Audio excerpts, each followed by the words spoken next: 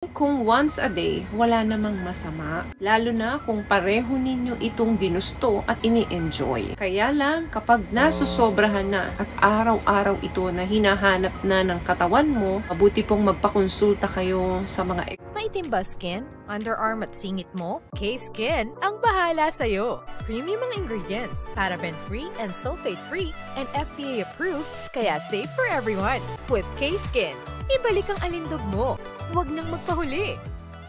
Hi guys! Welcome back to our channel. Kamusta po kayong lahat? Sana ay nasa mabuti po kayo. At sa mga hindi po nakakakilala sa akin, my name is Cheryl Ting. At kung bago lang po kayo sa channel na to, pwede po bang makahingi ng isang favor to please consider to subscribe dito po sa ating channel. And also, huwag niyo na rin po sanang kalimutan i-like and i-follow ang ating Facebook page official and also ang ating TikTok account, Cheryl Ting. Maraming salamat po. And for today's video, another concern video po ang sabi niya is, Hello Miss C. Hindi ko na alam ang gagawin ko. Sobrang libog po kasi ng misis ko. Halos 2 to 3 times sa isang araw kami nagtatalik.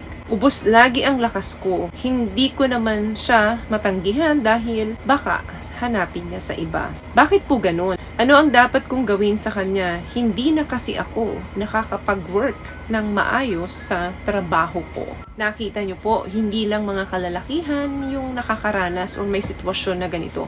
May mga babae rin po na talagang gustong-gusto ito ginagawa. Ang karamihan sa atin, mapalalaki man or mga kababaihan, ginagawa ang pakikipagtalik dun sa mga partner natin. Gawa ng sa pagmamahal para maiparamdam natin yung deeper connection. Plus, para makapag-release tayo nung anxiety, masyadong off yung ating mood. Kaya minsan nangangailangan tayo ng physical and emotional release. Dahil possible na wala tayong ibang maisip na alternative para ma-regulate yung mood natin. Kaya doon natin dinadaan sa mga sexual activity natin. So, ang pakikipagtalik ba araw-araw ay unhealthy, lalo na sa aming mga babae. Kasi sa inyong mga lalaki, for sure yan healthy yan kung araw-araw, hindi ba? Yes, sa aming mga kababaihan po ay healthy din yan. So, make sure lang na ini-enjoy natin yung paggamit ng energy natin, ano? Dahil kung ini-enjoy mo din ito, having daily sex is absolutely fine and beneficial for your overall health. Maganda yan doon sa ating cardiovascular health and doon sa skin. Maganda yan kasi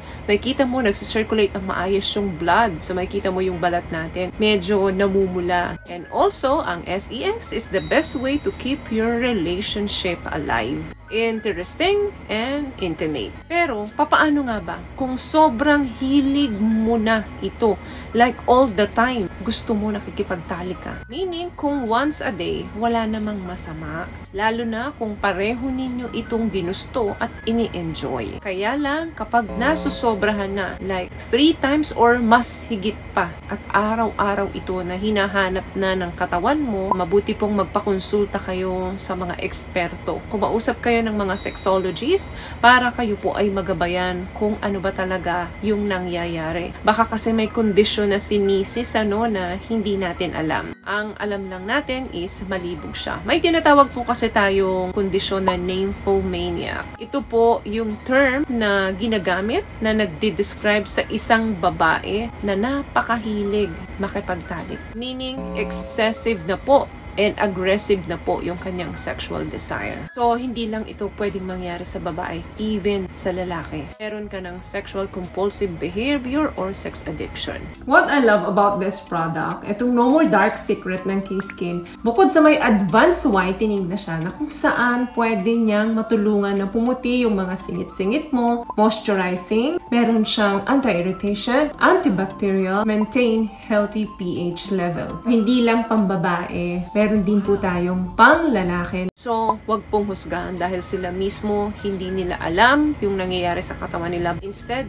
tulungan po. Lalo na po kayo. Misis mo yan. So, for the meantime, habang wala ka pang solusyon or hindi ka pa handang makipag-usap sa mga professional na pwedeng makatulong sa inyo, bilhan mo muna siya ng toy para alternative sa'yo. Kung sakaling wala ka, turuan mo siyang gumamit ng mga toys para meron kang katuwang na magpapaligaya sa kanya. Again, hindi niya ito gusto, hindi niya ito nakokontrol. Lalo na kung hindi siya aware doon sa nangyayari sa kanya. So, kinakailangan talaga kumausap kayo ng mga eksperto para malaman niya yung kondisyon niya. Lalo na po kayo, dapat alam po ninyo kung ano yung kondisyon ni Mrs. Possible po kasi na ito ay isang hypersexuality disorder. So, better na kumonsulta talaga kayo. Ano ba yung mga signs na ang katawan natin ay nangangailangan na ng sex? Hindi ka na makatulog, ano? Kung noon nahihirapan kang matulog, but ngayon mas mahirap matulog sa'yo, nagde-develop ka ng insomnia. Ang pakikipagtalik po, after niya nagre-release tayo ng oxytocin. Ito po ay isang hormones. Pinuproduce ito ng katawan natin every time tayo ay may making love.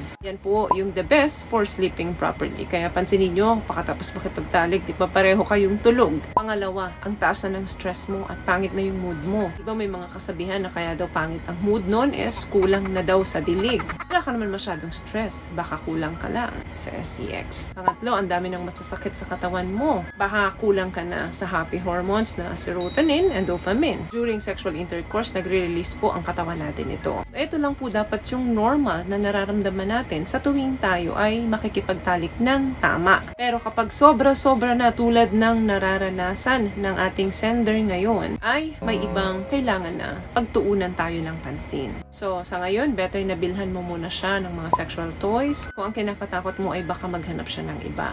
Kailangan na mapag-usapan nyo ito ng mabuti. Maglagay kayo ng arrangement sa isa't isa at kausapin mo siya na naapektuhan na yung trabaho mo. Make sure lang na hawak mo ang mga kamay niya habang sinasabi mo ito sa kanya. Kasi pag hindi, baka ma-misinterpret niya kung paano mo siya i-approach. Again, siya mismo hindi siya aware kung ano yung nangyayari sa katawan niya. Na kailangan niya ng lubos na pangunawa mo. So, yun lamang guys ang video natin for today. I hope nakapagbigay po ako sa inyo ng tips. At kung nagustuhan yung ating video, please give it a thumbs up, comment down below. And also share this video na rin po sa mga kaibigan na sa ating inyong matutulungan ng video natin. Once again, palagi po kayong mag-iingat at palagi po kayong manalangin. Thank you guys for watching and see you in our next one. Always love yourself and be a blessing. Bye!